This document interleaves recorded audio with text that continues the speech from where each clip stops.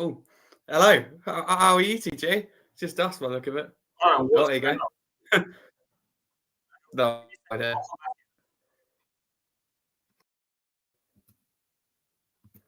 Right, so TJ, can you hear me? No, so it's just me at the moment. So how are we, guys? Big up to everyone listening live on YouTube. Don't forget to subscribe to Spurs Kings TV. Obviously doing a jury stream on my channel as well, Scarfy Spurs. So do go check that out. There he goes back. What just happened? Oh, I haven't got a clue. Where is TJ? I don't know. He just froze. What is going on? What the hell? What? I'm so confused. Because the music stopped yet, and then I can hear this weird noise. Mine was glitching the whole time there. It just paused for a whole minute, so I had no idea. Mine was glitching too. Yeah. I kept hearing double the music. Yeah, I got that at one point. Yo, people, I'm back. The main event is back. Can you hear me? Yeah, we can hear you. Woo! Yeah. That's the most glitchiest stream I've ever seen, man. Yeah, like, man. Oh, we didn't even start the stream, and it was like, let's hope that's it now. Please be it. Yeah, it was not working, man. Welcome, guys. We haven't done this in a while, man. Yeah. How's everybody been? No. Good. I mean, me and TJ did the stream last night, impromptu stream. Yeah. How you been, Harry?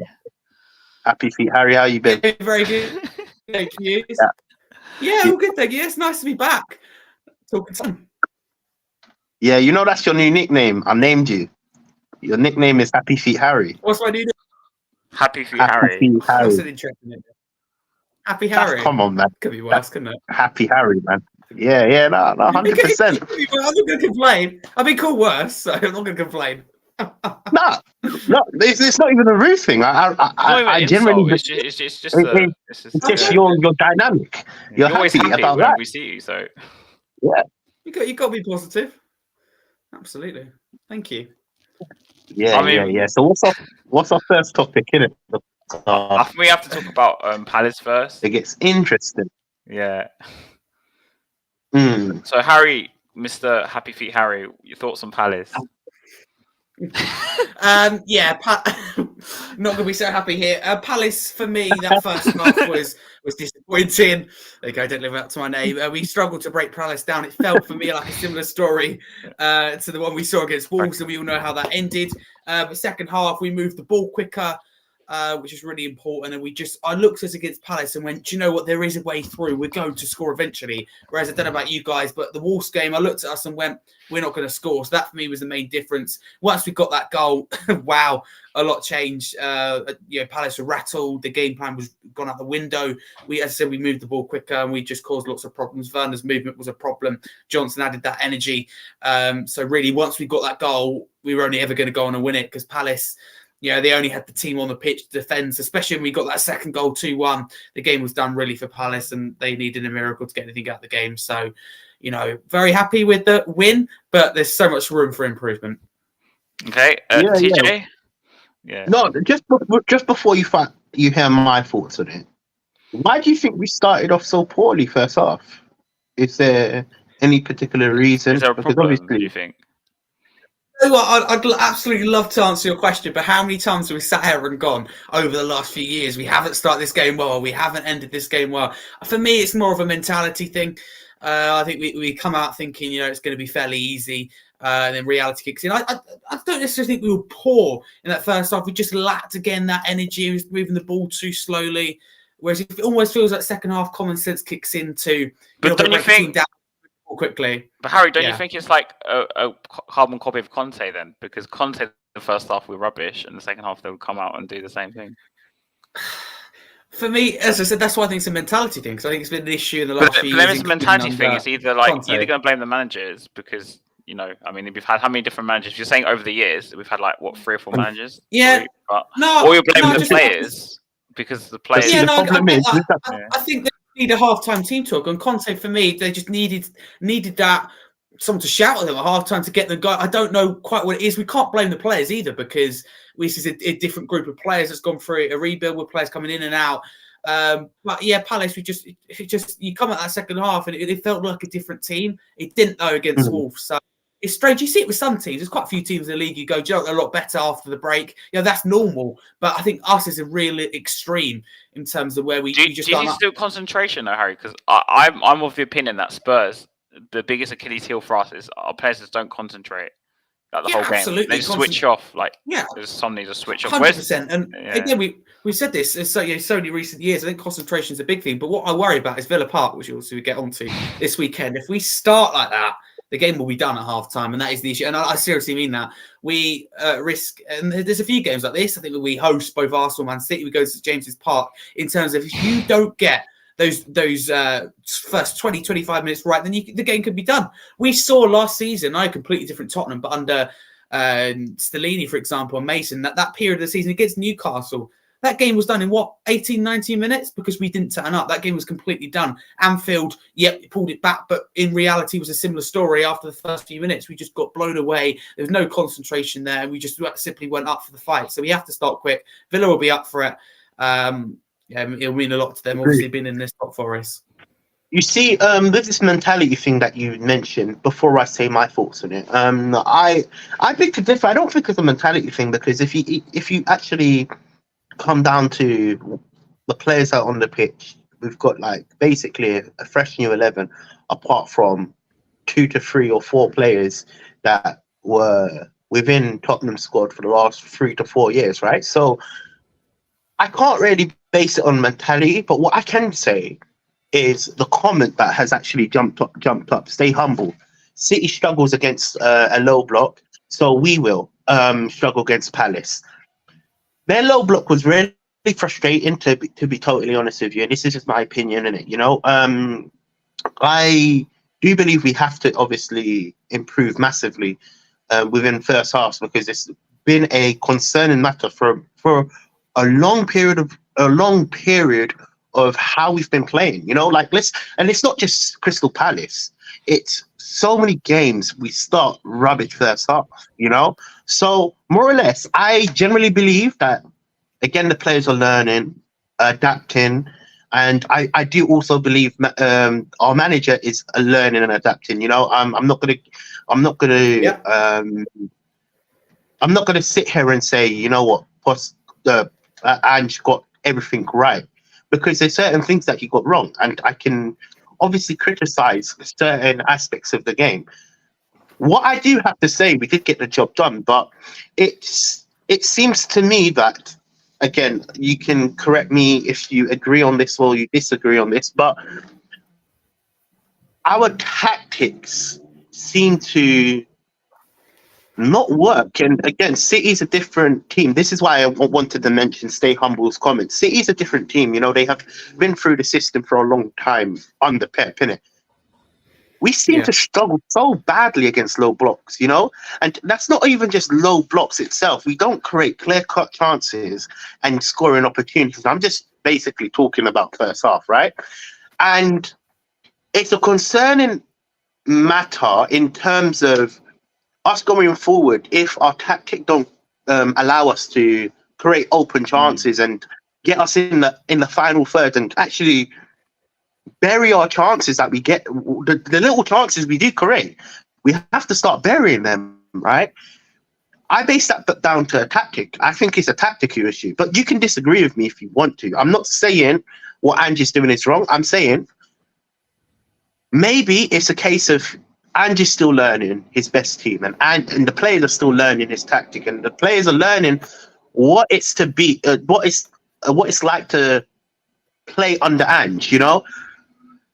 Again, it's frustrating because 70 minutes of BS football, and that's what I will call it, 70 minutes of BS football, isn't it?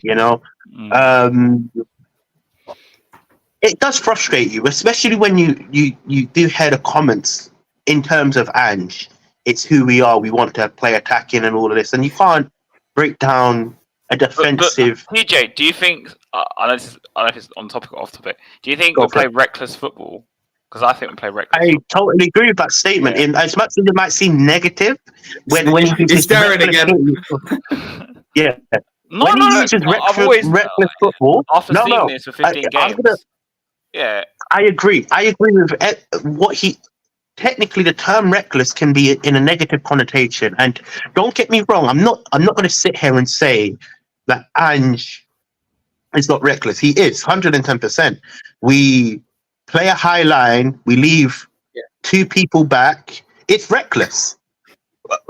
Use a different word, naive or whatever. It is still reckless. So I think when naive you would look be the at worst word for me to say. So because I think Yeah. it implies that the guy So doesn't know what he's when doing. you That's look why I at don't want it, to use it that is word. reckless. You know, Yeah. when you take it into consideration, it is reckless from the Shall I tell way you we why I've had that opinion for a set long up. time, TJ? Go for it. So after watching the Wolves game, man, I was thinking, sitting there like, we leave way too many. Like I've been thinking that before that, but that game really kind of sealed my like thoughts about it. You know the Neto goal, right? So I noticed because our fullbacks invert for teams. Like, do you know how much space there is out wide? And to me, I noticed a massive weakness in the whole system because not just the fullbacks invert, the wingers invert. So then you've got a team that will be very It compact. leaves a And lot of space. they'll leave two players on Yeah. the wide areas, and you've got all that space. I agree. The come inside, the wingers come inside, so you've got all that space on the sides, which is why we conceded that Neto goal. Sides, yeah. And then when you look at it from that perspective, and you're 110% right with what you've said, because look at the goals we're conceding. Okay, cool. Obviously, Crystal Palace was a free kick, but we are conceding the same type of goals all the time. It's not variation. Do you understand where I'm coming from? If it's not a set piece, it's a counterattack from our high line, which for me, regardless of what you think and what you believe in, and if you think it's right, or even if you think, look, this is just me being extreme here. Even if you think Angie's not the guy, right? Regardless of that, if you're conceding the same amount of goals and you're constantly conceding goals that shouldn't really go in, or goals that could be prevented in a different system, you have to blame the tactics. Can I just throw a question at Harry, because I know you stand a bit different to me and Hazard's argument. Yeah, And this, I've had this thought for a long while, not because I don't want to put you under fire, but I want to know your opinion about this. Cool. We're conceding so many goals. Yeah. Okay. Crystal Palace was one exception. We conceded a free kick, which for me was unacceptable, because to give Crystal Palace an opportunity in a vital area against Eze, someone that we all know about Eze. Let's be honest with you. I'm a big fan of him, right? Cool. Yeah. Absolutely, yeah. What does Ange have to improve on next season in terms of within his whole squad? Like, do you think there's an area that we need to massively improve on? Because in terms of tactics, I think he needs better in-game management, and he needs to be more flexible in what he does, because you can't play this way every game. It's just not like we look at Villa game. We'll talk about it later, but if we play that high away to Villa, I think we'll be in trouble personally. That high line, and not just that. I think you look at Werner and Son on the left, and this is not a criticism of Werner's quality or whatever. That's a debate for another day. But they're very similar players down the left-hand side. Yeah, Danny made a good point. He'll probably come in the chat later. Because I see that we have Werner's. Someone like Werner and his pace will cause Villa's high line lots of problems. Promise you, the player that stand out. Just let me finish what I'm trying to say. Will be Werner. I'm trying to say there's the same type of player, right? So you still haven't answered the question. No, I'm saying we have a lot of the very same type of player. Yeah, as in, so when Kulusevski comes off, Johnson comes on, but he doesn't really. He's not like Aaron Lennon or something. He doesn't go down the byline and put a cross in. Kulusevski, we all know he's going to cut inside. Even Johnson, who I would have expected someone with that pace to use the pace, take on the player on the outside. Wait, can I just pause you for a minute? Yeah. Can I pause you for a minute? Can I just infer what you're trying to say? Can I say we don't have technical good players to perform at? Exactly. Without shithousing our players, right? We don't have the players to perform in such a system and constantly pick up them numbers, right? Because really and truly, when you just mentioned 2 players, Kulusevski and Johnson. Because the right hand side is a massive problem. Yeah, even though Johnson is technically a faster winger, and technically is meant to be the better.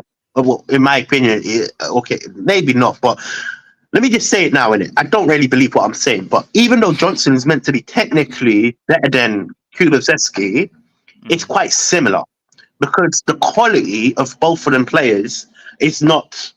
It's not that much. I'm not saying there, but there's not that much different, right? Then you go on the other side, you got Werner, that is basically in the same bracket without me shithousing Werner, because I've been told I'm a bit negative, so I'm coming with a twang to it. Look how I'm talking, man. I'm new and improved. Think about it. Werner on the other side, which for me personally, you don't have the same qualities as Kulusevski and Johnson, but the quality what he brings on the pitch is not there. We don't actually have world-class players in our squad. Name one. I don't think we have one world-class player. I don't think we have one. Which makes me consider this. And this is why people chat might say players like Van der Ven, Vicario.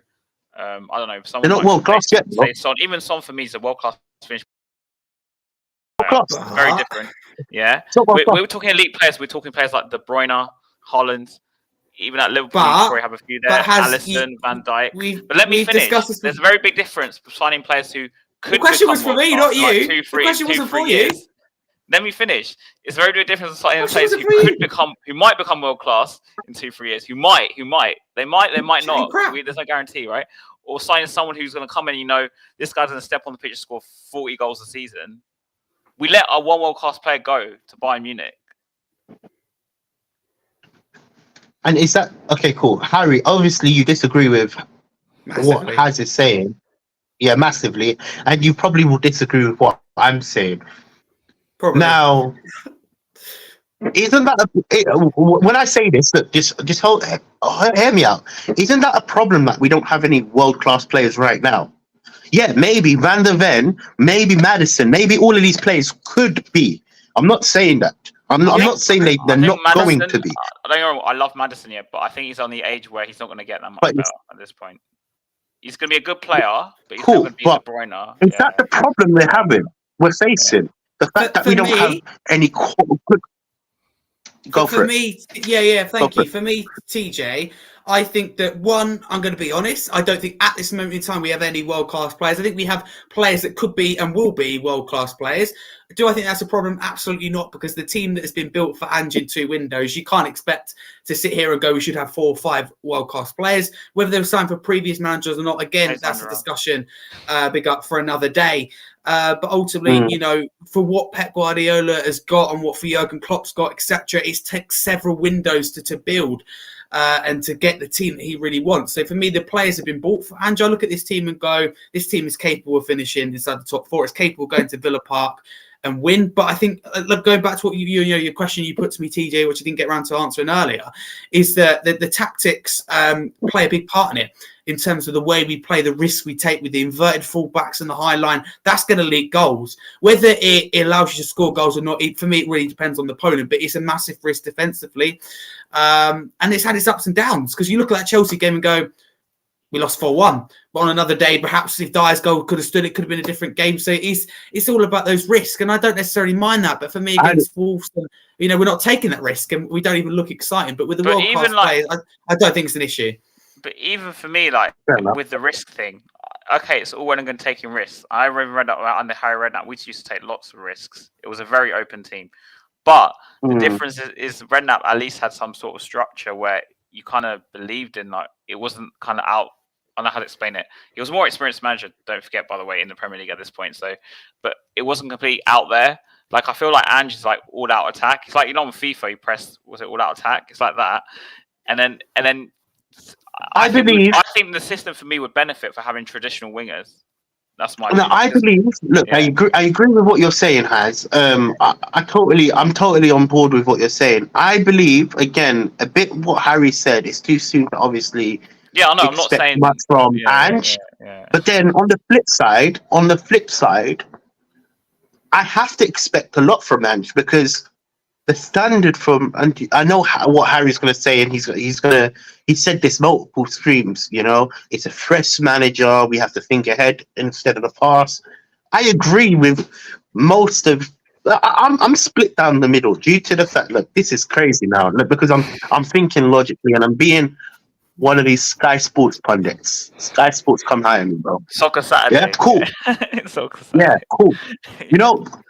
Again, look, we're in a dilemma in the sense of we want Spurs to kick on and Spurs to win. In my opinion, this is just what I feel. I want them to win trophies, win be the best of the best, innit? But we have to say, we have a big wall in front of us because the quality that Levy has brought in, some argue it's been amazing. In Harry's perspective, it's been amazing. In mine, I believe we could have got better. I believe we should get better. I believe we should be able to get the best of the best. Why are we paying these? Go on to this in a minute, but anyway, why are we paying the prices? But anyway, yeah. Yeah, why are we paying these high prices? I'm ready for that debate. I'm ready to play devil's advocate if you're ready. Why are we paying these high prices? It's so true, isn't it? Look, I don't want to touch too much on it because obviously we touched on it yesterday. But why are we paying? Yeah. Why are we paying these high prices for mediocre, not ready stars? Sorry. Do you get where I'm coming from? Yeah. Why are we not going to get the ready stars and get the best of the best so we can actually win titles? We can actually win trophies. To quote Mr. Levy, TJ, Levy said in a previous interview with, I think it was some American channel or something. This was like 2-3 years ago, by the way. It wasn't actually that long ago. We don't buy stars, we make stars. He said something like that. I can't remember the exact quote. There's nothing wrong with that, though. No, there is, because the whole point. There's in the last 5 years. There's not. Yes, there is, because no team who wins things doesn't go out and buy ready-made players. Look at even Liverpool. You could argue they're free. At the time of his comments, maybe we weren't in the position to do so, whereas I think we are now. That's why we've seen the right recruitment, as we can hopefully agree. We were in the But just to back up what you're saying, if he said this 3 years ago, Levy's dug himself in a hole, because if he said what you said, I don't know where you're getting these quotes from. He's dug himself in a hole because in the last 10 years, we've only produced one world-class player, and that is in Harry Kane. And then we've obviously brought through people like Harry Winks, Oliver Skip, Japhet Tanganga. Who else? Yeah. Are they the quality that Levy's quoting right now? Because what he just said is we're going to produce stars, and clearly that's not stars. And why Harry's got a good point, and this is really good what he raised, right? Because when you look at teams around us, whether it's Arsenal, whether it's Chelsea, whether it's Liverpool, they're always promoting their youth and producing the best of the best. Yeah. So, with promoting stars, it's not really lived up to its hype. Do you understand where I'm coming from? Yeah, not at this moment in time. I don't think it has. I think, being honest with you, it will. I look at the academy and I look at your Will Lancashires, your Mikey Moores. I think the potential is there, but at this moment in time, we haven't produced as of yet compared to what we've seen with Liverpool, etc. But what I will say is a difference. So you look at Liverpool players that we've seen, like on the Carabao Cup final against Chelsea, majority of them have already gone on loan. I think that our problem is there's a backlog of sending players on loan. I think for me, we haven't sent players on loan where we should have, and we've sent them where we shouldn't have. There's been, for me, maybe even you could say poor decisions in that aspect, but I think we're a little bit behind when it comes to youth academy, but I think the gap slowly will be closed. But I look at this team for the future, and even like Lucas Bergvall, right, we go and sign a potential talent for the future. I think we get in there early. We're very, very clever. And I think we come back to this in a few years' time. Man City will be going, You're going to laugh at this. I searched Daniel Levy on Google. on Reddit, the first guy goes, "Daniel Levy is the reason I have trust issues." That's quite funny. Just came up. I was actually trying to find the quotes, and some guy literally on Reddit, you go on there, and with what you were saying about Lucas Burville, yeah, I agree. The future is bright with the players we're bringing in for the future. I can agree 110% with that comment. That comment is perfect for me. I'm 100% on the same mindset, mind frame as you. But how can you bring someone like Lucas Burville in a team without quality stars around him? But the focus is always on the future, never the present. So we'll buy someone, and then we'll say, "Am I not wrong for saying that, though, Harry?" We'll buy in 2-3 years. I can see where you're coming from. To be fair, but I think we're in a position where we have a really good squad. If we compare Tottenham's squad to Aston Villa, who we face this weekend for the top 4 battle, for me that Tottenham squad is for me they're very similar, but that Tottenham squad for me is better. And I think we're talking about two teams in. Wait. Do you want me to use your line? Wait for me to finish. Look at Tottenham and Aston Villa. Both managers for me Both managers have been backed. Unai Emery's deeper into the project, and yet we're sitting here going the teams are similar. So that's for me credit to Spurs for really getting closer to Villa with the in terms of backing, etc. But yeah, I think Villa in Europe as well, though, Harry. Yeah, they are at the moment. Yeah, but as I said, they're deeper into their project under Unai Emery. No. I'm saying because it does affect your league form. Yeah, absolutely. No, it doesn't. I'm not talking about league form. I'm talking about the team. I look at this Tottenham team, a guy I think that's one of the best midfielders, if not the best in the league right now in terms of options. I know they're not all of their best in terms of in terms of Maddison. You've got Benson. I'm trying to say because they're playing in Europe and they're playing in the Premier League. It has a when we play Thursday. But I'm not talking about form. I'm talking about starting 11 on the pitch. I'm talking about it. It does affect because they're playing more games than us. That's what I'm trying to say. I'm aware of that, and never did I mention their form. I'm talking about players. It's not to do with form. It's to do with the fact that you're saying we're the same or they're similar squads, but the Villa have played more games than us, and they're still above us. And how is that relevant? Why do we need to know that? They're still above us in the league, and they've been in Europe for the past. Okay. What a round of applause, because it doesn't matter until the end of the season's up. It really doesn't. Villa are deeper into the. They've done really, really well under Unai Emery. Let's be absolutely clear here. Both teams are punching above their weight, and you have to accept that. I don't want to be shithousery here. I'm not talking about. I don't want to. Every show. Go on.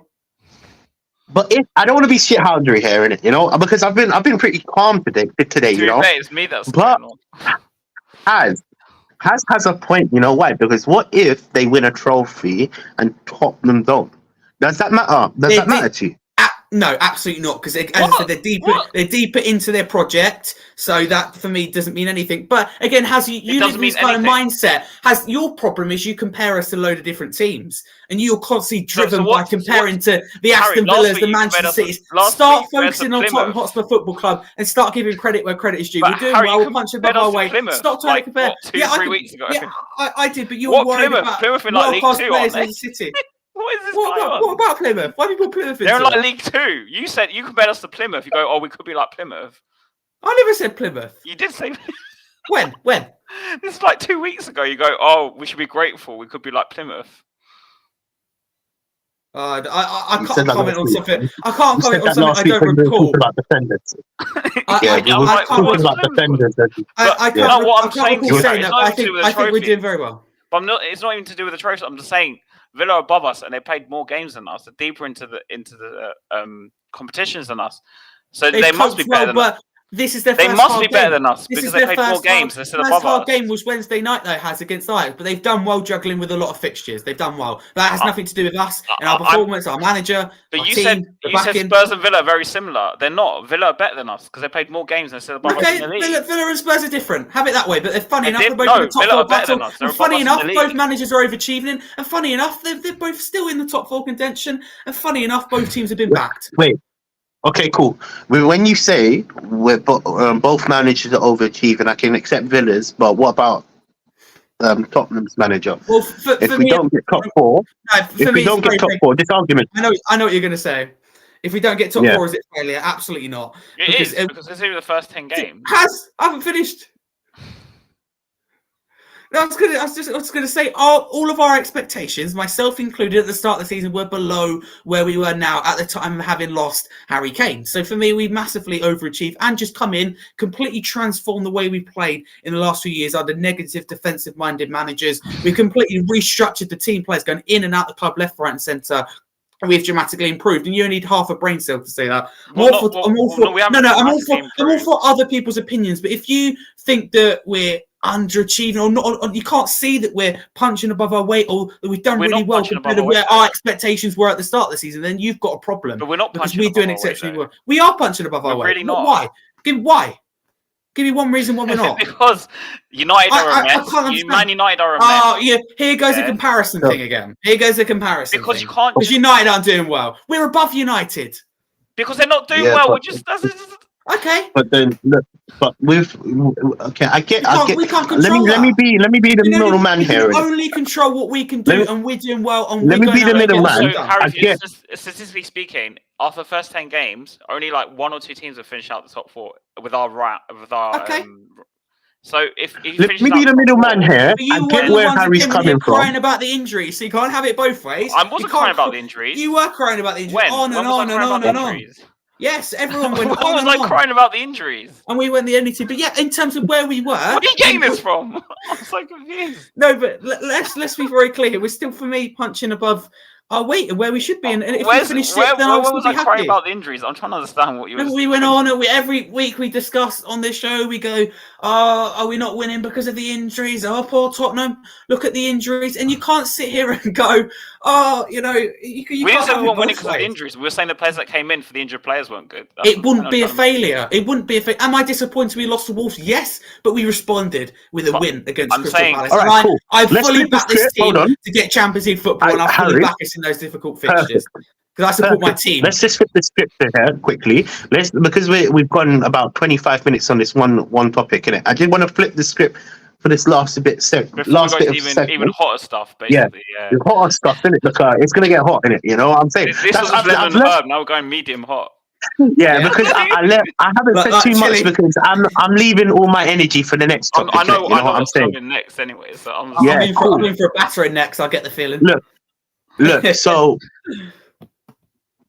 let's just take a step back and okay, cool. Even and let's just say he is overachieving because none of us expected him to be where he is right now, going for top 4 and even like flirting with top 4, top 5, and you know what I'm saying. Let's just say that's all good, right? Next season, what is your requirements? It has to be win a title. No. Let me go back. Win a trophy. Oh, yeah. Because win a trophy. It has to be win a trophy. Would win the FA Cup next season, so I'm holding him. Yeah, and I stand by that. I'll stand by because then the whole of next season. Because the standard will be if he doesn't receipts now. So anyway, if he doesn't achieve that next season, here we go. Where is the questions be asked of him? Come on. No. It's not asked of him. It's what is our plan? What are we doing? Where are we going? What's our future going to be like? Because if we're just constantly doing this top 4 battle, you know, I've already made myself clear about how I feel about it. I don't really care about it. That. Top 4 don't matter. I get where you're coming from. No, I get it. I want to know what is our plans for the next 5 years, and if we are going to be. Look, I'm even going to say it, and people can laugh at me. Are we going to be even challenging? Can we even challenge? Can I put my neck on the line? Go for it now, because I'm that type of person. I've lost several bets over the years, but I will continue to do it this way. For me, next season we do very well. We finish 3rd and we win the FA Cup, and we see more progression. I think we have a really strong season. Well, that's a statement. 3rd in the FA Cup. I think we juggle Europe as well, and I think we'll probably finish. We'll probably get Europa League, and I think we probably get to quarterfinal, semi-final. That I think we have a serious chance if we treat it seriously, because I think we've got really strong starting 11 now, and I think the squad depth will hopefully come over the next window or 2 as well. I totally get that in terms of the bench. Can we make it even stronger? Of course, there's no limit to that. Long-term plan, of course. I think we have the manager to compete for titles, and I hope that obviously we keep doing well in terms of the transfer windows. And again, I still think we have the players to perform. So I think TJ, for now, the battle is top 4. But we're talking like we saw Pochettino, get the time at Tottenham. Let's say Ange Postecoglou's reign is similar around time as Pochettino. I think by the time we get to the end of that, we'll be talking about title race and be in for lots of trophies. I do believe that. I don't believe you can go here and manage in he comes, we're going to get more than top 4. But if it's not next season, it'd be the following season. I think we're in contention. I seriously do. Although we had all jokes about this season, about the title, I do think that the comment. I try not to look at the comments. I do think that we have a serious chance at the title. Stop Marlon. Go on. Cool. I was going to ask. Sorry. How much of Poch did you see, Harry? If you don't mind me asking. No, that's a good question. I'm useless with memory, so I really only remember that last year. Did you go to the old White Hart Lane for last season or not? Yeah, I did. Yeah, I did. Yeah, for a year or so. So in that year, if you don't mind me asking, did you think we could win the title? This is just a question. Oh my god, you're testing my memory. Because you don't forget we went the whole year unbeaten at home. In terms of the year where finished before they demolished before they blew down the stadium. Yeah. Before they blew down the stadium, I thought we were going to win the title. I thought that, and there's a few times like that, like when when Leicester won the title, I thought we had a chance. Absolutely, yes. I'm not going to lie. At that time, being a young fan, I looked us in the table, went in for a chance here, but obviously we all know what happened come the end of the season. So yeah, no, I did. I'm not going to lie. No, I'm just asking because. So do you expect Ange to replicate that? That's what I'm asking the question. Expect is a big word. No, but I think you said Tottenham were going to finish 3rd and win the FA Cup. That's why. This is my expectations. No. Not expectation. This is what I think is going to happen, but my expectations differ. I think obviously it depends. So it's hard for me to sit here and go, look, this is going to be the aim for next season in terms of we don't know what players are going to bring in, we don't know who's going to strengthen. If we have another window or two, like we've seen with FFP, clubs struggling but Tottenham thriving, then I'd be getting very carried away very quickly. It doesn't take much. So I think we're thriving. I think we're absolutely thriving, and I think that January window represented that. But that's where we disagree, so we won't come on to that. I like that. No. You know, one thing I like about Harry, in it, he sticks to his guns, in it. You know, he's not inconsistent like certain fans, in it. And I'm not going to say names in it, but I've seen them flip-flop over the years, and go like this, in it. But one thing I have to say about Harry, that's the thing. One thing I have to say about Harry is consistent. He's consistent with the nature of what he believes in, and that's one thing. As we've gone 40 minutes on this topic, innit? Let's go to the next topic. Okay. All right. Here we go. Harry, cool. I'm gonna let you start with this one. No. Let me start. Because I was quiet for the whole time, innit? Big up, mate. For me, it's a big disgrace. Big disgrace. Look, I'm not a season ticket holder. As you guys know, I don't go to the games because I do work in it. What Levy has done and how he's done it, absolutely disgraceful, man. 6%. It could have been gone 1.5. It's been usually it's 1.5. It's usually increased every year 1.5 to 2%, right? How can you just double up 6 damn percent? You're taking the piss, man. I'm sorry. On top of that, all the elder fans, all the loyal fans that have been going to games for over 20 years. My uncle, for example, he's a season ticket holder, isn't it? And he is just me. No, I don't know, but my uncle, in it, he's been a season ticket holder for about, give or take, 40 years. 30 years, 40, 30 years, isn't it? Maybe he's run for the conversation, isn't it? But more or less, isn't it? It's a disgrace, man.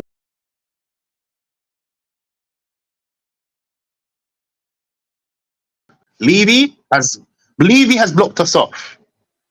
Can you hear me? Yeah. I don't know what just happened. Yeah, cool. I was about to say Levy controlled the stream, innit? But what I'm trying to say, as well. My uncle, innit? He's been going to Spurs for 40 years now, innit? And it's just a disgrace. It's how he's done it, and it's left the sour taste in all Spurs fans' mouth. Like I'm actually frustrated, and more I sleep on the topic, more I get annoyed, because you increase these tickets from we're paying top dollar to see shit. Think about it. Okay, cool. Maybe it's harsh words, isn't it? We better see golden football now. I better see a title.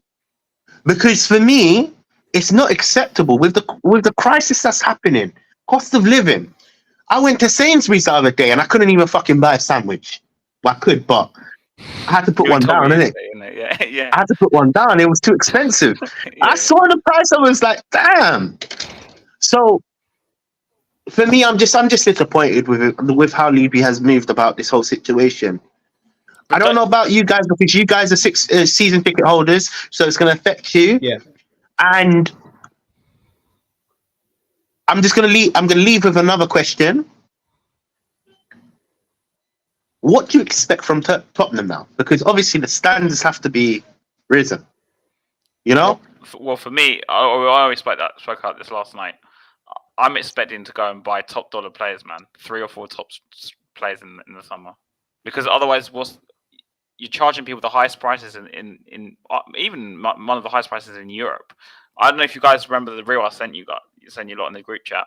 Spurs earn like almost the most on the match day of any team or something in Europe, something crazy like that in the world, which is mental. And we're still most fair prices. If you look at our windows, I know Harry would disagree with me, but like it's not reflected in the transfer windows. I'm sorry. You can't be saying, "Oh, we're in for Todibo. Oh, but he's too expensive. Let's go buy Dragusin. Oh, we're in for Raya. Yeah. Oh, he's too expensive. Let's go buy Vicario. Oh, we're in for Tapsoba. Don't work that. Oh no, we're going Van de Ven." So if we were paying this sort of money, I'm expecting even before that number one target, 1, 2, 3, bam, bam, bam in the first. Even before that, yeah. You want Grealish. It's too expensive. You don't go for Grealish. You want Diaz. I agree with that situation. Yeah, you know? Grealish was poor from Tottenham. I agree. Like with that.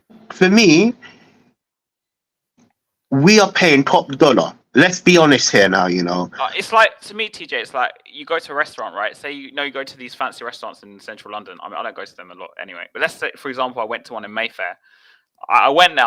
I order a steak. I'm talking like theoretically. I pay, I don't know, 60 quid for the steak. I'm just spinning numbers.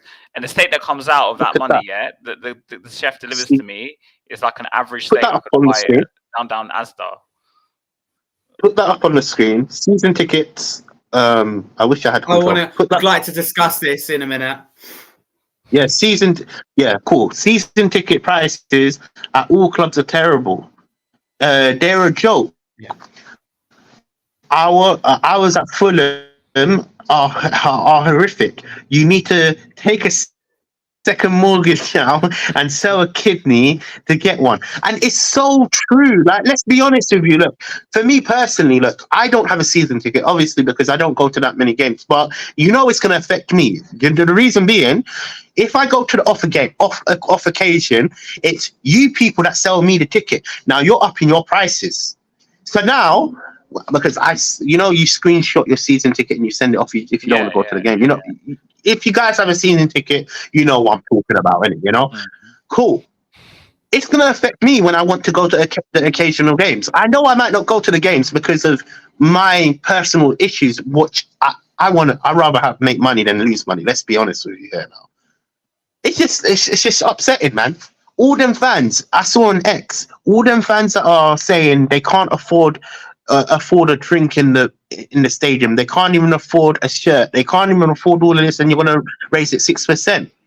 I get you have to raise season ticket prices, and that's a part of football in general. The cost of living, us fighting a war, all of this is going to raise everything. Think about it. I get it. It's not that I'm against season ticket prices, right? But to raise it 6% after freezing it last year, and not only just freezing it, the year before you capped it, you could have raised it 2%, 3%, 4%, not 6%, bruv. It makes no sense. But Harry, you've been quiet. What's your opinion about this? Because I want to know from a young perspective, and you go there every single week. Yeah. Firstly, thank you. It's very interesting to hear the conversation. I know it is such a sensitive and it's a huge subject for so many. I get that, and it affects so many. And some stories that we've heard over the last 24, 48 hours are very sad. So firstly, for me, I want to say I don't think it is just a Tottenham issue, but in terms of what we're seeing generally in football at the moment with working class people and fans, if you like, being forced out the game, it is wrong in terms of, like, we've seen Arsenal raise the prices. Fulham at the moment, we're talking their season ticket and the new Riverside stand. It's bonkers, as Barney says there. It is honestly absolutely bonkers. So do I support the club raising the season ticket prices by 6%? No. Should they reverse it? Absolutely. 6% is an extortionate and excessive amount. But for me, the real problem here, which we haven't discussed yet, is the ending the concessions after 2025. The concessions, which is discriminating the elders, bro. Sorry, Harry. I'm so sorry, bro. I'm so sorry I'm cutting you out. Don't take the piss out of me, man. You're fucking discriminating elders. Like, that's the worst thing. Worst thing in my. You know what? To me, you're literally taking away the heritage of the club by doing this. You're taking away everything that means to be a football fan. But Harry, because go on. Sorry about that. I didn't mean to cut you in. I mean, me and TJ spoke about this last night. But these older fans cannot take their kids now to games to pass on the Spurs, support. So. They're basically doing this on purpose, so then they get more tourists into the stadium. It's sad, and I've got to be honest with you. And the decision, especially like we said there, in terms of ending that in the 2025-26 season, it is exploiting loyalty, and it is an ill-hearted decision by the club, and that is something that should be reversed, and pressure should be put on the club and that aspect to return that. For me, that hurts me more than the 6% in season ticket prices, because we all kind of have an option to pay that. But you've had the fans, the older fans have been really, really loyal, and this feels like a stab in the back to them. So, the club need to reverse their decision. But in terms of the increase in season ticket prices, for me, it is a football issue. And action needs to be taken. Fulham need to take some action. The normal rate is like 3%, isn't it, or something? The normal inflation. What's that for? Sorry. The normal I'm talking about in general in business, because I mean, this is a business. I think it's 3%. Yeah, but that's the thing. But that's because we freezed it. Look, last year it got frozen, and then they upped the Spurs memberships last year, though. They didn't. They still made more money because they upped the Spurs memberships. They're really cheeky. You can't. It is what it is, isn't it? Like, I think he's just total Greek. Can I just address Dan's comment, because we've gone back to the forward for a while? It is a football issue, and okay, you can mention Liverpool, that's fine. But Fulham, even Man City, their prices are really cheap.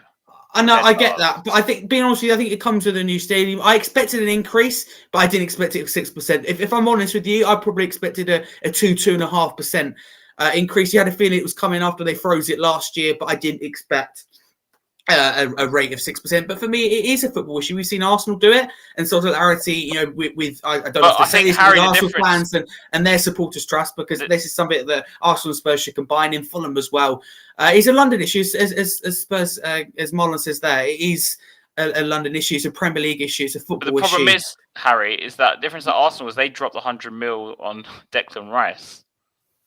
We don't do that. Yeah, no, I get that, but being honest with you, I think Maddison, like, we see the money spent on Rice or Havertz. I think that's the same player. We just got at a good price. I totally get what you mean in terms of money spent, but again, they're deeper into their project for me. Under Arteta, they got the stadium earlier. For me, Arsenal are ahead of Tottenham. No, but it does though, because if you're just hear me out on this. If you're a startup business, or you're multi-millionaire business with like loads of change around the country, you're going to spend more as that multi-millionaire company or business, aren't you? And that Arsenal are a long way for me ahead of where Tottenham are at this moment. Sorry, did you say the stadium? People at the beginning will spend more? I'm using a random Do example. you think people in the business at the beginning spend more or less? You spend a lot to get it up and going. Yeah, yes. So if we're at the beginning of the project, then we should be spending more money. Which I think we have done under Ange Postecoglou. We haven't really spent that much money. For me, again, this is not me defending Levy or anything like that, but for we me, haven't spent that much money. Wait. We've seen in football and in the Premier League how it's not down to money. Chelsea wasting so much money. I think a lot of clubs have been guilty of wasting a lot of money. It comes down to the recruitment, because for me, the money was spent for Mourinho, for Conte, for Pochettino, but the recruitment was poor, right? Listen. Okay, Ndombele, there was a load of players like that brought in. Yeah, bro, I spent 18 months without signing a player. Wait. And then he got sacked the moment he got players.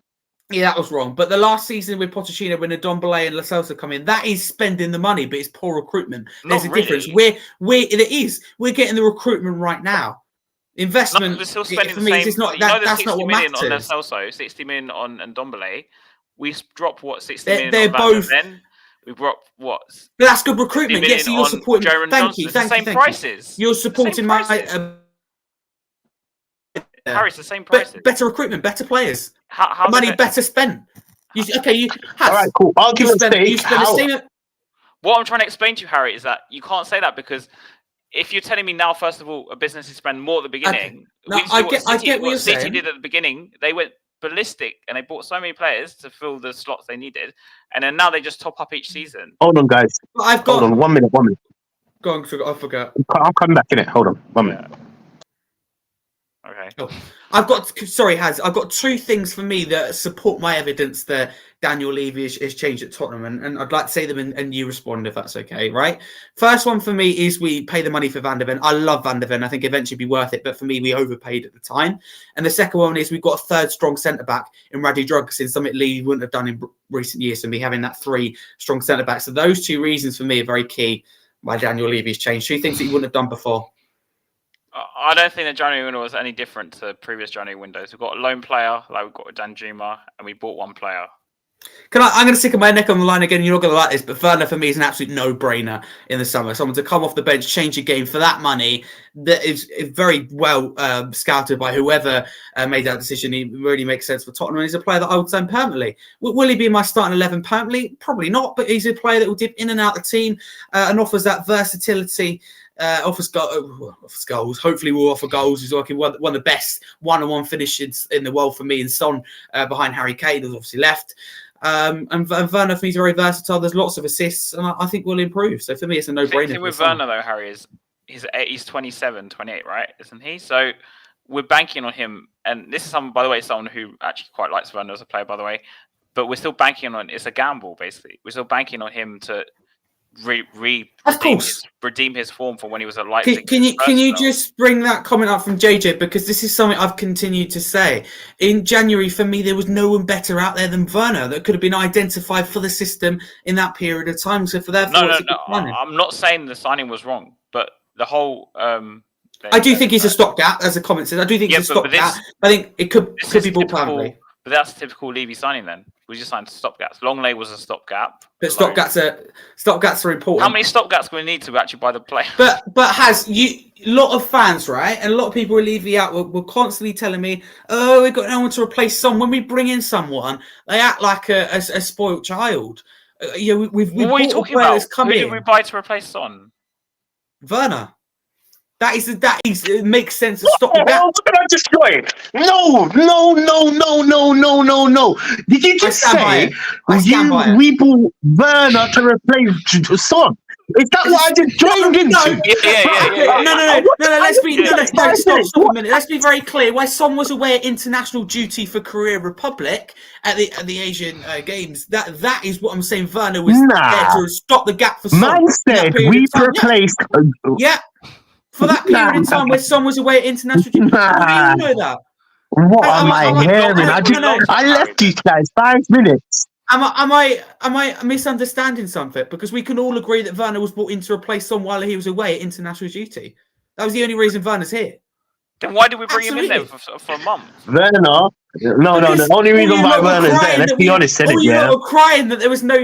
You sat on this show and when there's not much winger options, you haven't got a lot. It's time we should sign someone. I don't care. This is your words. I don't care who it is. We just need to bring someone in. You sat here on this Friday show. Not my words. We bring your team over. No, not your words. My words. We bring in Timo Werner, and the next show he goes. Show me some receipts. Next show, I will show you the receipts. I'll find it. Don't worry. Why would I say I don't care what next show has you come on. Next show after Friday show after signing Timo Werner, you come on the show. What the hell? That's a lack of ambition. You backtrack. The reason why. That's why I recommended a career in politics for you. That will suit you down to a T. You backtrack. The reason why we bought in Werner was because, let's be honest here and let's hold our hands up. Levy didn't want to spend top dollar on a winger. I disagree. And let's be honest here. No. Let's be honest here, Levy, he done a good job with bringing in a goalkeeper and a centre-back that window, so he spent a lot of money. So the only alternative option to bring in is a free player. That's my understanding. Levy. DJ in January, we just buy loan players. We got a loan player on loan. That's- We did it last But time. Werner. I'm sorry, but I'm very confused because we all knew that Son went away, and we all discussed and a load of Spurs fans discussed how. And I said, no, hang on. We bring in Timo Werner, and people are reacting like I've just said he's going to replace him permanently. For that period of time, Son was away. Werner was a stop the gap, if you like, fill in the gap, whatever you want to call it, for Son, and that was clever recruitment. No. Let me tell you this, innit? Yeah. Let me tell you this, innit? Let's get this one. Speaking a different language, but ultimately it's just common sense. We get this one thing straight. When we were going in for Werner, it wasn't to replace Son for that time period. No, it was not. They want to sign him permanently. I think it was. They want to sign. No, it's not. But Harry, you just told me we should sign Werner. So Dan, you clearly haven't got the football intelligence. So Werner's back now to offer that different option. Richarlison's injured. Werner would never sign Werner permanently, though. Where's your foot? I would. It doesn't mean the club will. I like Werner, but I'm allowed to have an opinion. We all know the club will. We all know the club. A lot of people who don't like Levy don't seem to let you have an opinion. We all know the club will sign. I have an opinion on Timo Werner. He's 15 million. And I don't care if they do. It's not gonna. It's not a good option, to be honest. No, okay, cool. But let's can we just cut out this narrative of what it's narrative? really sickening in terms of where money, like where someone is cheap. That it means that they're not good, and we use this in the real world. Sometimes you can get a bargain, and it's a better option. You two, and a lot of other people. We're talking in the thousands of Spurs fans have this mentality where if we don't spend a lot of money, we get a player for free. Then that means they're awful. Solomon could be great. You misunderstood. You misunderstood. Agenda coming from. No, wait. Let me land this. Let me land this. Let me just explain something. It's not fair on Johnson. It's not fair on Solomon. Harry, let me just make something clear in it, yeah? The reason why we went for Werner, it was a cheap option. Whether you agree on that or you disagree on that, because that window we spent money. To say it. That's what we're talking about now. We spent money on a centre back, on a goalkeeper, and we needed an option attacking after Solomon died, innit? Put it like this. What? My problem is, you are saying Werner is the ultimate decision for 15 million, which is not. Marlon, I know that, but I still think that could be turned out right. But people, the reason I use Johnson in that example is people criticise him again based on the price tag. This is the other end of the scale. No. You're the one who said he was an amazing player based on the price tag, not me. No, but I'm saying that 50 million nowadays people are using the price tag against Johnson. Johnson's performing. His stats are up there with Odegaard and Loader playing Martinelli. The reason I criticise Johnson is because apparently he's spent Johnson's in and out of this target. But Johnson's in and out of this team and he's performing. And we're talking about really quality. How's he performing? He's getting assists. He's changing games. Two games now that we come back. Brighton, Palace. But take Brendan Johnson away. That's 6 points dropped. That's extortionate. That's a huge amount. Does he do anything against Arsenal or Man City or Liverpool? Look. Maybe I view football differently to you, Harry. Maybe I view football differently. But when you're talking about quality players, let's just make something clear. Let's just make something clear. Maybe I view things differently to Harry, but when you're bringing in quality players to improve your squad, you're not looking at the likes of Werner and Johnson to improve. You look at them players as they might come good. They might come good. Okay, I'm going to do this a slightly different way. Werner will get into Chelsea's team. He'll get into Manchester United's team. Done. 100%. Bro. I think he'd be very good on the Liverpool bench. I think he'd be very good key option that they'd love to have. They'd love to have off the bench. Get into many Premier League teams. Bro, Chelsea sent Werner back to his old club to sit on the bench. Come on, let's be real in it. If they needed him, he'd be one of the first names on that Chelsea team sheet, without a doubt, right now. I think they regret it. I think they will, because they put too much pressure on him, relied on him to score the goals. I think so, but they're lacking number 9 at the moment. They could have done with Timo Werner. So for me, the club have identified the right player and brought him in. Werner scored like 10 goals at Chelsea or something like that. But you two, sometimes I feel like banging your heads together because I feel like he's like trying to get blood out of stone. It's like I don't understand it's not going to happen, right? Werner gets into Man United. I just don't understand how you can accept I think he does. I think he absolutely does, and I'm happy to talk to you. Who does he start over then? Because he ain't starting over Amazing. Rashford. I think he would start over Rashford at this moment in time because I don't think he's performing. I think What is going on with this stream? No, I don't know what's going on the stream. It's been ridiculous. TJ, he says he'll play him over Rashford. At this moment in time, based on form. Football's based off form. We just have to... What the hell's going on? I'm not touching anything. You keep I'm not flying I'm not even around the logged whole in. gaff. I didn't touch anything. I touched it once. I think too many people are clicking on this actual thing to rotate us. On it? I'm not even logged in. Yeah, no, you know. Oh, how's this going? What the hell's going on? I'm going on? What? Marlon. Look, let's be real here now. Let's be real here, innit? Yeah. When I talk about why am I getting muted? Someone is trolling us. Marlon. Bro, I think it's Marlon. I'm gonna call him out. Levy's hacking the stream. Marlon, bro. stop doing that, man. Yeah. I'm calling out Marlon because Marlon's the It's head, Marlon. It's Marlon. He knows what he's doing. He's trying to lighten it up. Yeah, no. What I was saying, sorry, when you're talking about quality players, yeah.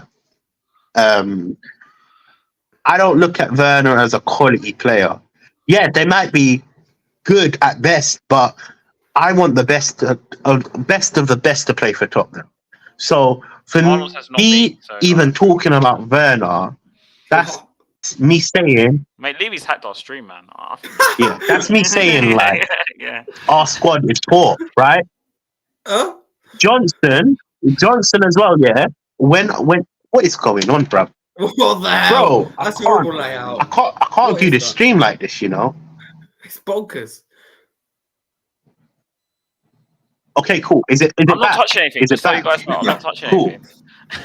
All right. So Going back. Yeah, going back down to what I was saying. For me personally, I want the best of the best at Tottenham. So when I look at Werner and look at Johnson, this is just me personally. You don't have to agree with it, and all the Spurs fans don't have to agree with what I believe in. But this is how I see it. If you're looking at Werner as the like-for-like replacement for Son, there's something gone wrong here. For me personally, I don't look at Werner as a quality player like that.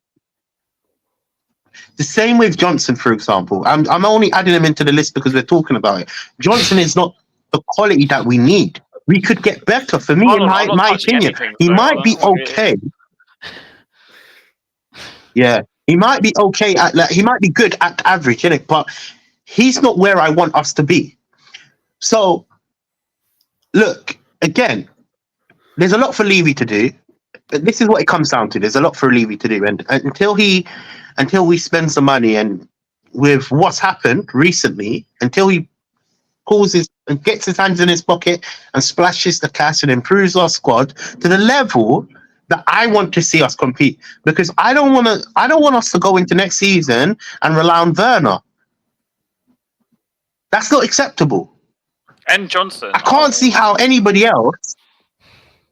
Yeah, I can't see how any other fan base can accept Werner as our solution. Do you understand where I'm coming from? Yeah, can I just be very clear? I don't think Werner's world class. I don't think he's a long-term replacement for Son either. I think, however, for me, an option off the bench next season. I think he was brought in for me as a stop the gap for Son, and I stand by that, and I think that was the right decision for me. But I don't think he's world class.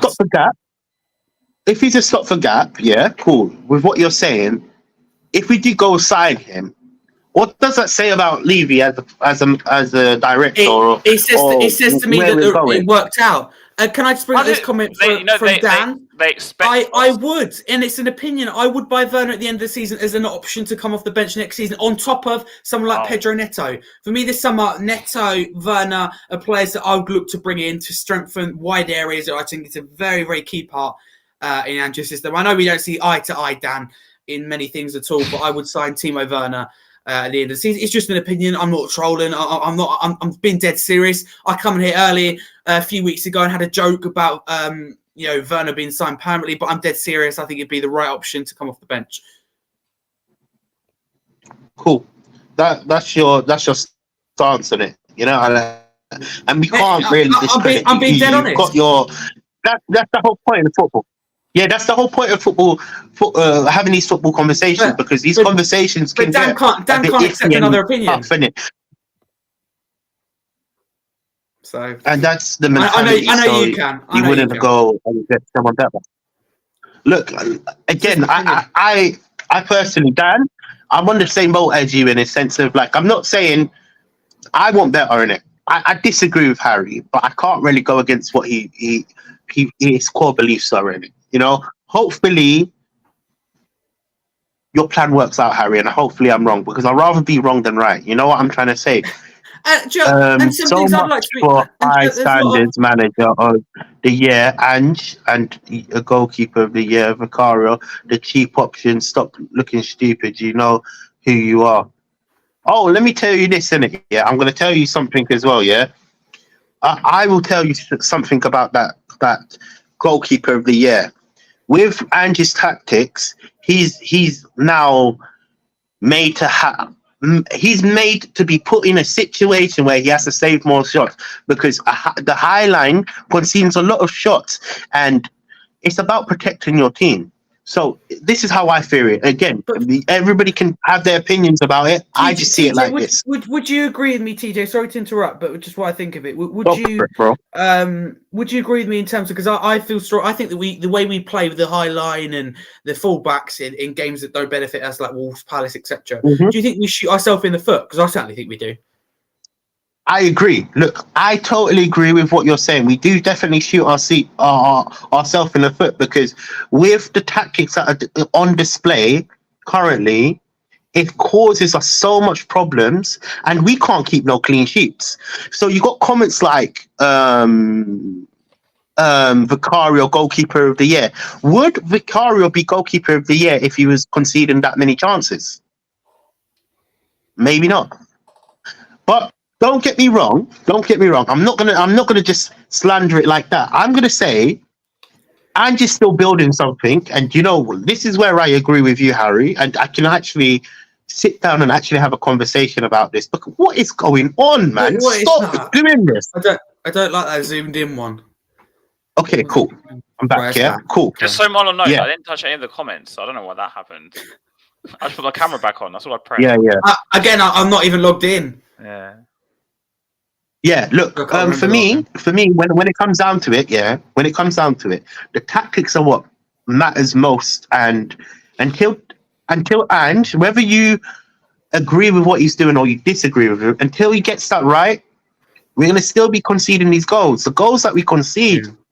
So, look, corners, set pieces, counterattacks, we always concede these goals. And, you know, this is a concerning matter as well. We don't actually have clean sheets. We don't get clean sheets nowhere. Wherever we go, we don't. Do you understand where I'm coming from? Just check group chat. Marlon just messaged you, by the way. Okay. Yeah. And look, don't get me wrong. Shoot ourselves in the foot. He's high. I know it. Who said that? What? Giant rabbit. No. What he's trying to say, the tactics, what we display, sometimes go against us. We do though. We do shoot ourselves in the foot. The tactics that we display, and this is not me disagreeing with Ange and saying I want Ange out. I'm just saying, from a logical point of view, when you concede a lot of chances, sometimes that actually affects the whole dynamic of the game. The fact that we can't create good opportunities is another issue. He still is learning. Ange is still learning. The players are still learning. You have to put the building blocks have to be right. It comes down to the foundation. The foundation has to be right in order for you to be playing this nice football. And again, it goes back down to what I was saying about 10 minutes ago. If you don't have the quality players to perform in such of a system, you're going to just be running around in circles. We got gold with Vicario. I hope he becomes world-class keeper. I believe... Now, this is where I split my view. Last week, we wasn't really talking to the comments, innit? And we had that nasty comment at the end, innit? You know what I'm saying? This is why I'm going through the comments, innit? You know? I agree 1,000%. We did struck gold with Vicario, yeah? I hands do are literally agree, like this. but I can also flip the script and say this: if we had Raya, we might be performing as good as how Vicario's performing. It's not really about look. Vicario's been amazing, and I'm not going to sit here and say he's not been amazing, but I feel the system plays a good part into why Vicario's having to do so much in it. You know, let's just go down on it. Chemo is a stopgap. Just accept it. Yeah. Yeah, it's a stopgap until Levy decides to buy him, and then you're gonna say it's a stopgap. No stopgap no Sparky, more. No more. That's Sparky looks like he's not.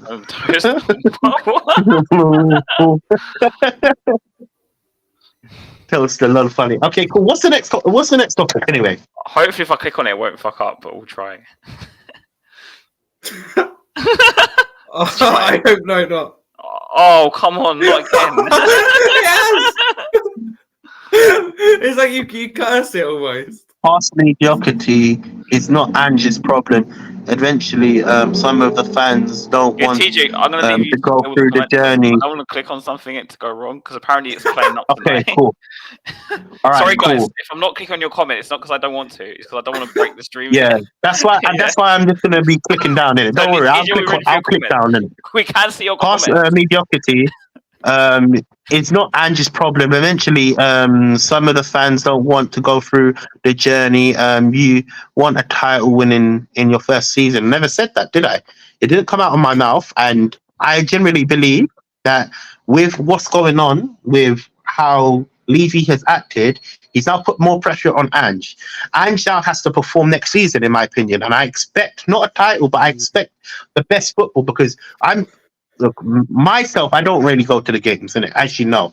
But if I did pay that top dollar money, innit, and I'm seeing what I see on the pitch, I'm gonna be disappointed. It's meant to be entertainment. It's this whole thing of buying tickets for entertainment purposes.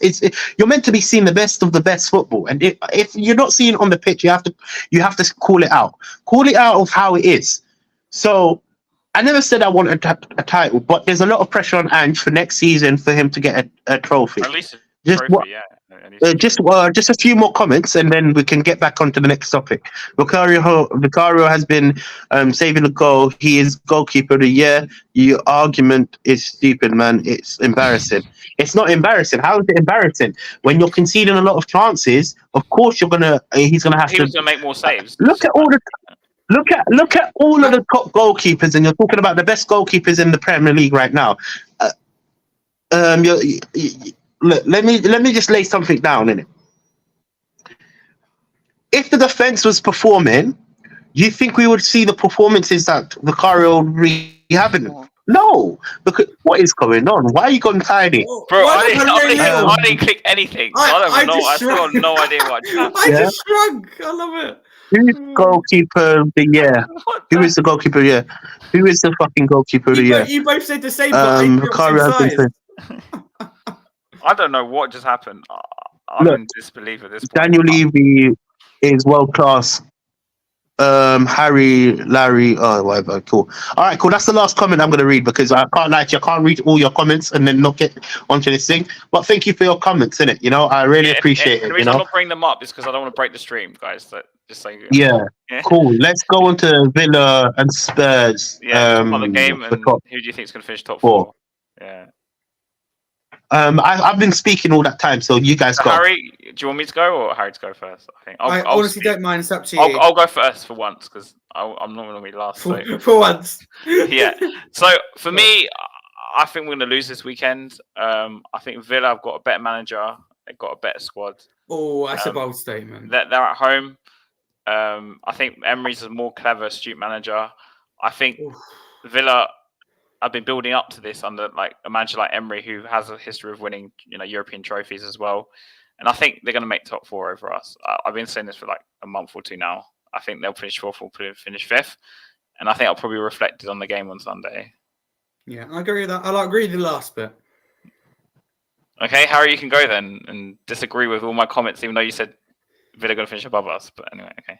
Yeah, I think Villa will finish above us, and I think that going to Villa Park will be really, really tough, and I think that we could be on the wrong end of the result. But what I love about this team is that I go into this game, of course, nervous, but I feel excited. I feel like, with this team, there's not one game from now to the end of the season that I completely write us off. I think they're all going to be very hard. I think we will have a chance if we are our absolute best. And where I will agree with you, Has, in terms of Unai Emery is probably the cleverer manager, and that's nothing to do with Ange Postecoglou, his career, etc. But at this moment in time, Emery is a manager who adapts. He'll probably, to be fair, sit back against us, make it really difficult, and then use counter-attacking pace of the likes of Watkins Bailey to really cause us problems. So I agree with that part of what you said, Has. So it will be difficult, be massive test for the back line for me, who's been really disjointed. I don't care any way you play, but at the end of the day, you've got to keep balls out the back of your net. And even Pep Guardiola will tell you that. So that's something I hope we improve on and start to keep clean sheets. Because ultimately, I don't mind the way we play, but we can't pretend that we think we like letting the ball in our own net from the counter attacks that we see against Wolves, free kick against Palace. We can't have that. That can't happen to a big team where we lose the ball. A player like Bentancur, his experience, loses the ball for dilly-dallying in the midfield, gives away the free kick, and Palace score from it and take the lead in the game. So we've got to learn from things like that. Because if we start quick, then we have a chance. So because this is a regular occurrence, do you think it's down to the players or the manager? If you don't mind me asking.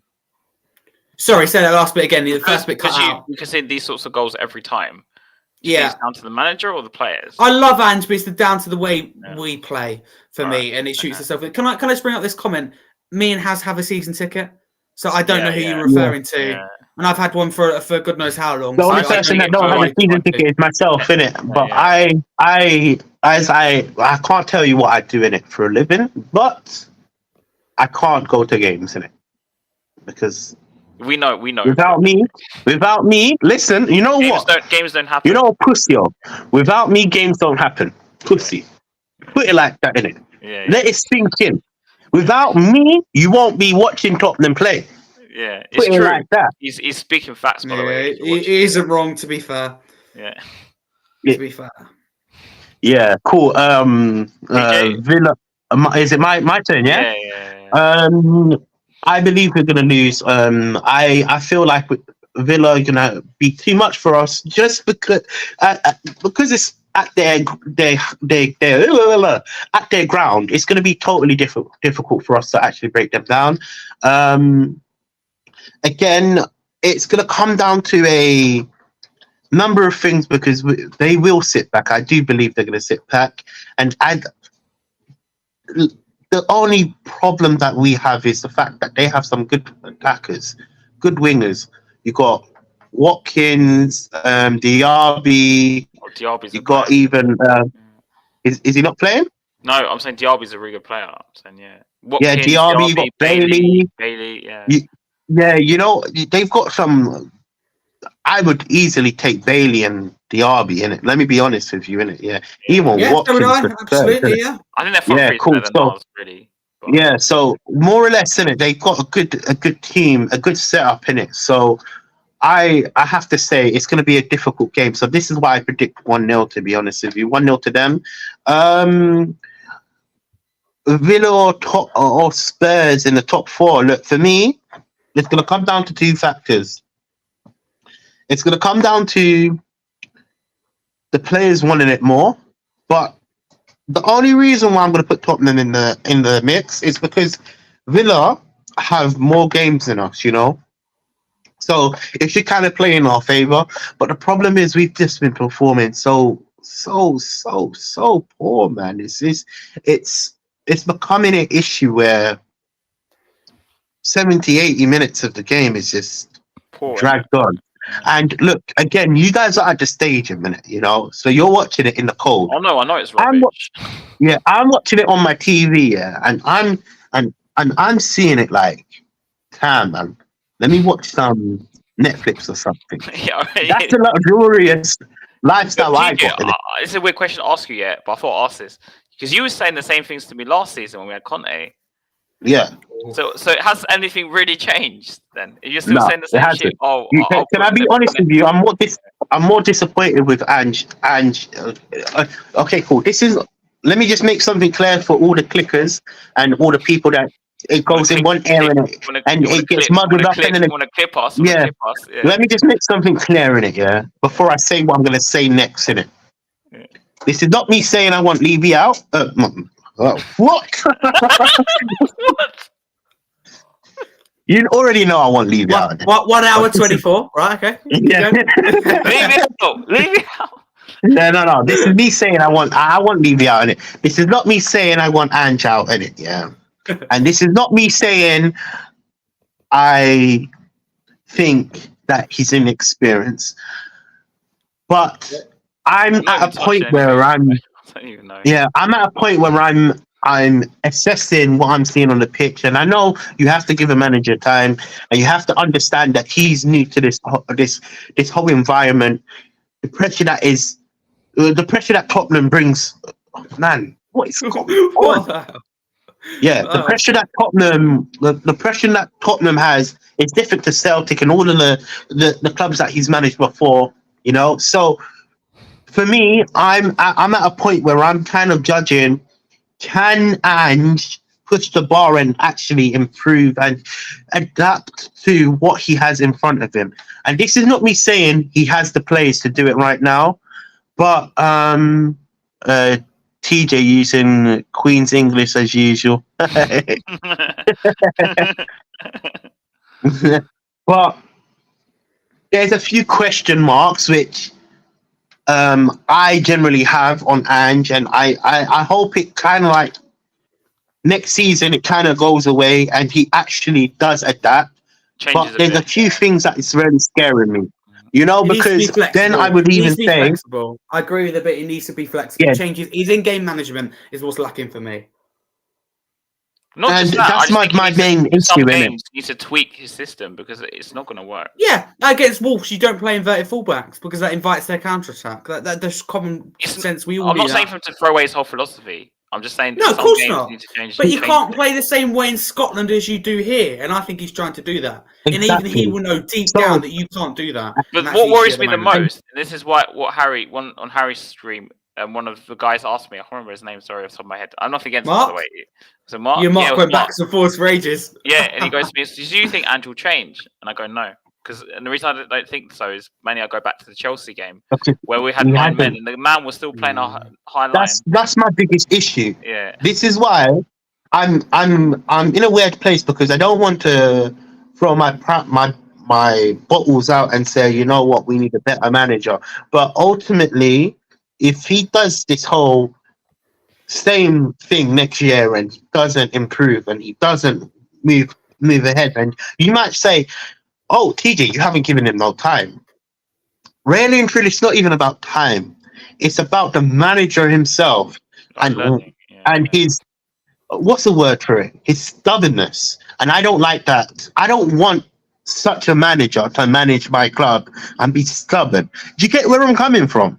But please don't quote me and say I want him out because that's not what I've drawn the line to yet. We're asking for change. But I think this is credit to Postecoglou and the players in terms of we had really high standards at that when the season got underway because of how good we performed. It's just a drop off. I think we're all frustrated with and the in games what we're seeing and like Has says that lack of flexibility. So it's something that's easy adaptable, isn't it? Do you know what I mean? It doesn't take long at all. And it could be. It's like because Klopp, minor. And I mean Pep and Klopp kind of learned in their first season not to play this way. I mean, they're not playing the same way, but you know what I mean? Klopp did Jonah Markin, didn't he? Klopp did Jonah Markin. I think we need to do the same. Changes a lot of things. If you don't notice in games against us, for example, we went to a very low block with 9 men.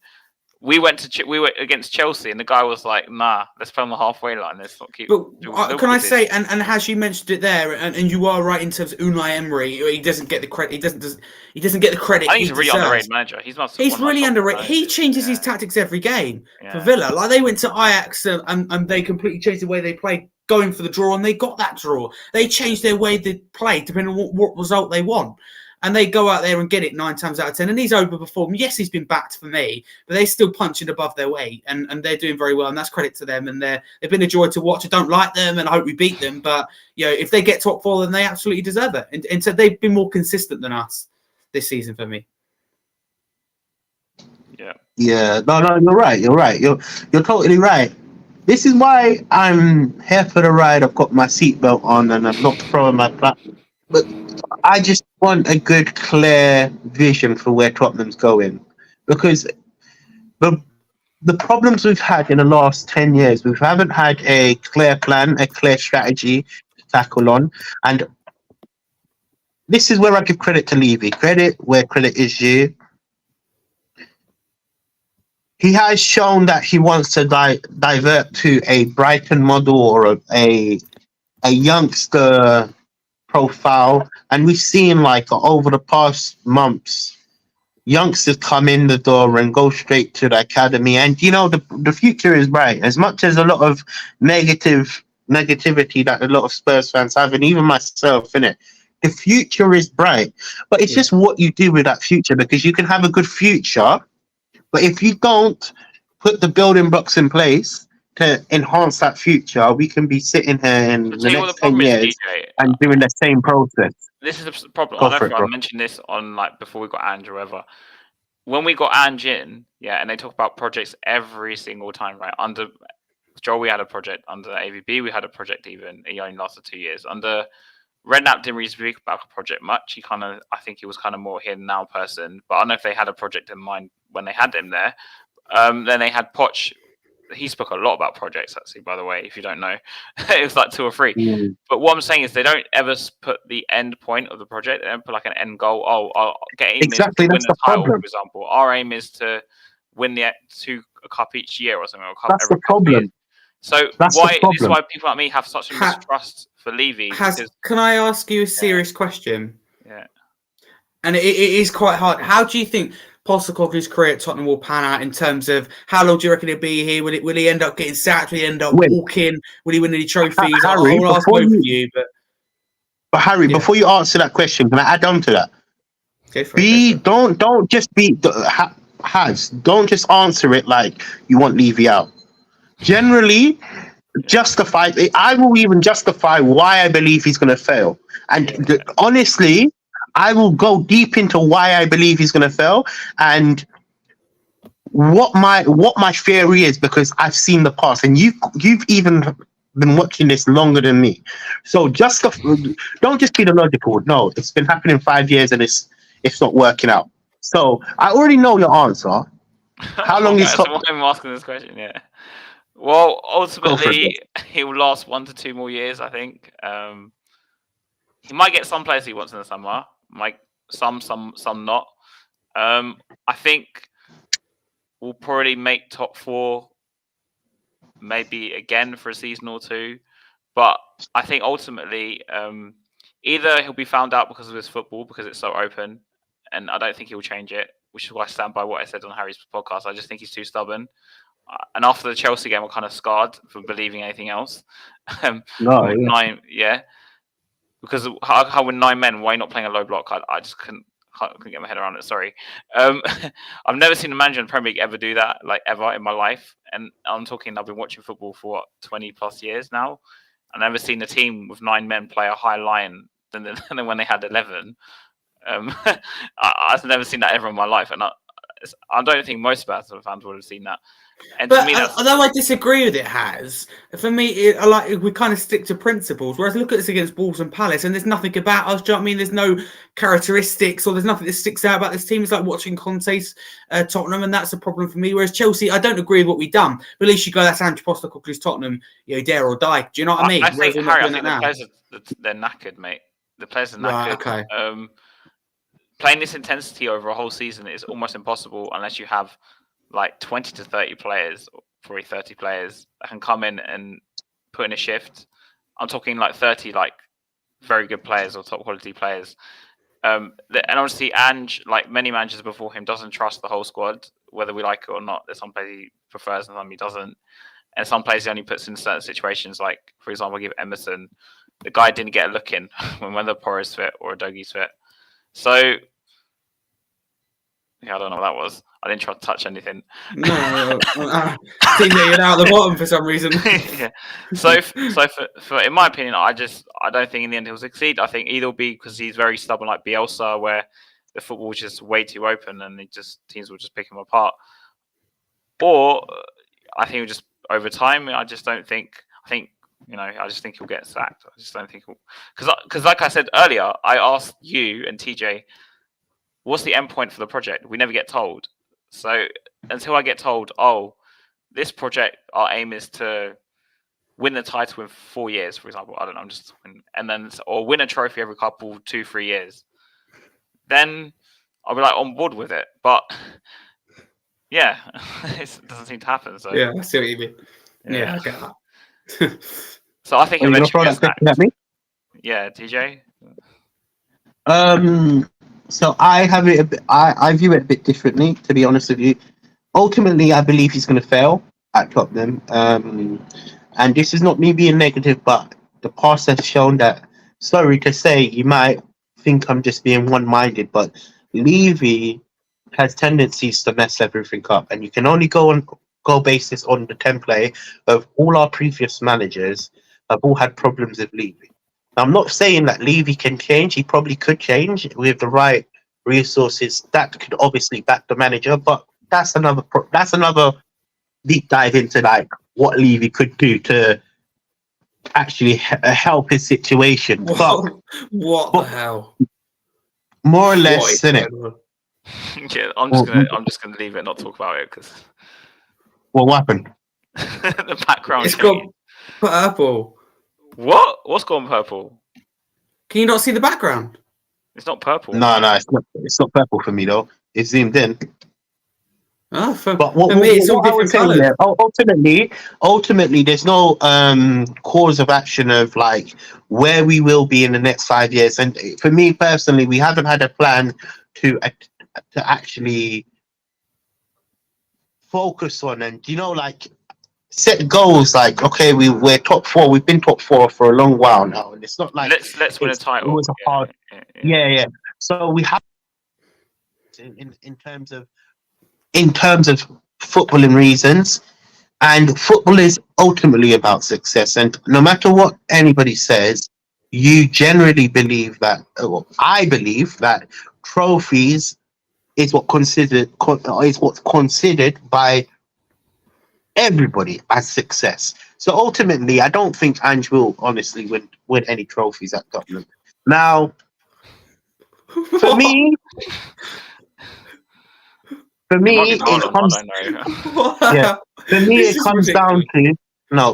comes down to Levy's ways of thinking and how he's actually managed his business. Because don't get me wrong, he has done great things outside of football, and he has actually done great things for the community. Mate, I left it because I don't even know. Yeah, he's done great things outside of football, and he's done great things for the community, like the stadium, like the university. Obviously, the shops around Tottenham are obviously benefiting from Levy building the stadium because it's a tourist attraction, right? More people as well. So, more people. Yeah. Exactly, and even like where I live, I'm not going to bait it out. I hate living there because now parking is a myth. Do you get where I'm coming from? Like, I can't even park there without getting a ticket. Now, what is going on, bro? What the hell? Yeah. What is this? Now it goes down to he's a businessman and he's not really football orientated. I And literally didn't touch anything. I don't know what's going on. Yeah, he's a businessman and it's not football orientated, so he doesn't put football in pleasures first. And ultimately, that's why we are seeing failures after failures after failures. Again, put it like this: I believe that if we was to be serious about winning titles and be serious about winning trophies, he has to spend money and he has to be willing to be ambitious. And this is not, look, again, you're going to say this to me. It's not about how much money you spend, but it's about the quality of players you bring in. You know, this is why I have problems with players like Werner, players like Johnson. Bro, I'm not touching anything. I don't know what's going on. No, but I believe you at this rate. Yeah, players like Werner, players like Johnson, all them type of players are not really world class. And not title contending players. Put it like that. Just put it. I'm just gonna keep it like that. Title contending players. Hence why. That's why I believe Andrew will fail. If he doesn't have the resources in place to go for the titles, to go for the Champions Leagues, and to go and do amazing things, you're ultimately back down to the same situations that Pochettino had, and the same situations that Mourinho had, and the same situations that Conte had. It's a cycle. It's the same cycle, but the narrative is every single year. Levy backs the manager at the start, which for me it is a bit toned down, because we wouldn't be in this situation if only he backed someone like Pochettino. Trust me, bro. It's not my keyboard. I'm not touching the keyboard. 18 months of not spending a single pound is unacceptable. And then you're going to justify it by saying he's building a stadium and doing all this and this and this, right? But did we need to leave White Hart Lane? I don't really think we should get in this discussion now, because for me, I think that I like the new stadium. I think I do think it's a game changer. I know we don't agree on this. We don't see eye to eye. I missed the new old stadium. Sorry, I missed it. Did we actually need to? No, but the question I'm posing: did we need to, at the point of where we were? This is my point. This is what I'm trying to lead to. At the point of where we were, and how high Tottenham. You need to remember, at White Hart Lane, we went unbeaten. We were doing things that what the hell is going on? Our man, honestly, I'm getting dimension, but it's spinning around in my head. Bro, what the hell is going on? I'm not even touching anything. What is this? I'm not even touching anything. Man, you mods need to fix this whole system up.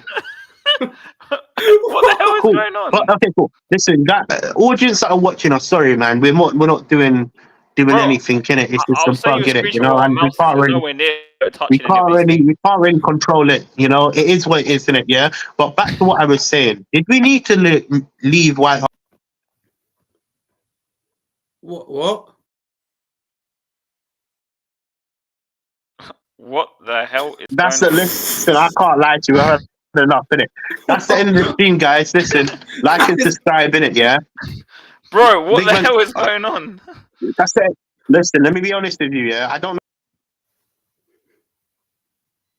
I can't hear you. I don't know why. It keeps muting me as well. Look at the group chat. Yeah, this is where my mouse is. I'm going to see, like, it's not me doing it. I do believe you. Let me be real in it, yeah. I'm going to be real in it, yeah. I can't lie to you. I can't go through that. I can't go through it anymore. This is the end of the stream. Oh no! Like and subscribe. Thank you for joining, everybody. In it, you know. I don't think there's any more topics we're going to talk about, are we? Yeah, no. Cool. I'm sorry, guys. This ended up like this, innit? Yeah, it's nothing to do with us. I have no idea what is going on, honestly. Like literally, I appreciate everybody that has. What's that noise? Yeah, someone's taking a piss, innit? Who's that? It's one of you, man, innit? Someone's taking a piss, man. What do you mean? I'm not touching anything. What? I've got Marlon, it's a you, bro. Literally, it's one of them ones. Someone's actually messing about. But listen, guys, I appreciate you guys for. Man, I can't focus. I appreciate everybody that's joining. Thank you for joining. Giant Rabbit, Brian Daigle, big up yourself. Levy out every single day. Yeah, Ricky. What the hell? Noise, man. What? Yo, bro, what is this noise, innit? Cool. Bro, I'm not touching anything. What are you guys doing, bro? I'm not touching anything. What the hell? Right, we see to end. Listen, like I said, I'm ending the stream, innit? Look, I'm ending the stream. I don't know about you, man. You guys can play around with it, innit? Okay, no. Yeah, guys, thank you for joining. What is that noise? Where's that coming from, bro?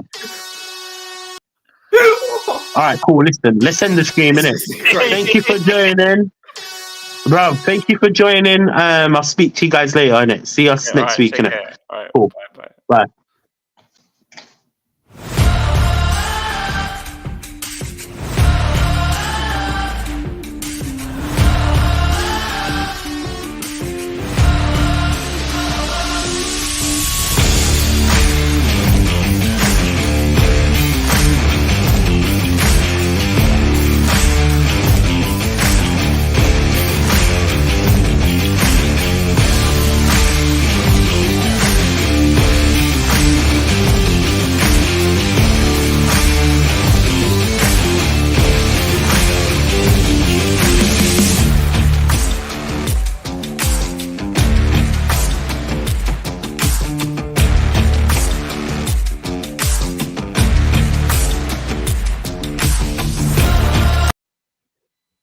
Yo, what was that noise, bruv?